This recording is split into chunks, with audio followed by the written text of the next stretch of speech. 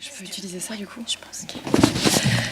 Bonjour à tous, je m'appelle Aurélie Leduc de la société Zorba Productions et je viens vous présenter le projet -22°C. Donc -22°C, c'est la température la plus basse mesurée par le producteur de musique électronique Molécule dans le petit village de Tinitequilaq au Groenland.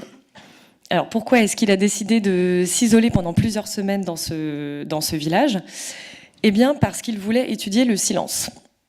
Or, même dans cet endroit, même au milieu de la banquise, le silence absolu n'existe pas.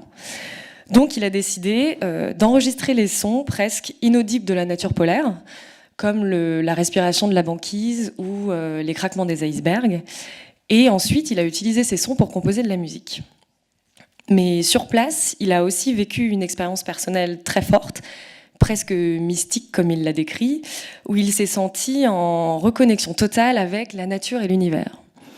Donc de cette aventure assez incroyable est né le projet transmédia -22°C, à la croisée du cinéma, de la musique et des technologies immersives.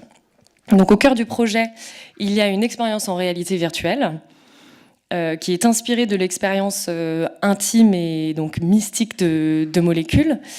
Et pendant 10 minutes, vous serez donc dans la peau de cet artiste, perdu au milieu du Groenland.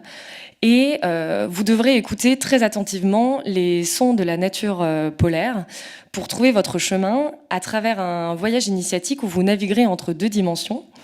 Une dimension en prise de vue réelle tournée au Groenland et une dimension qu'on appelle introspective en animation 3D temps réel.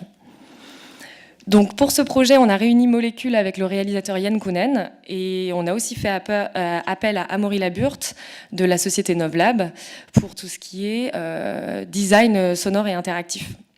On a la chance de coproduire le projet avec Arte, Novlab, DV Group et notre coproducteur belge Poulpio. -22°C, c'est aussi un documentaire qui explore plus particulièrement donc l'aventure de Molécule et son processus créatif, de la prise de son au Groenland jusqu'à son premier concert à Paris. Le projet sortira en avril 2019. L'expérience VR sera disponible sur Arte 360. Et dans l'idée d'adresser le marché de la musique, on souhaite faire en sorte que cette expérience VR soit accessible au public pendant les concerts de Molécule, en festival et dans les salles de concert. Donc l'expérience VR sera amenée à voyager pendant la tournée internationale de Molécule.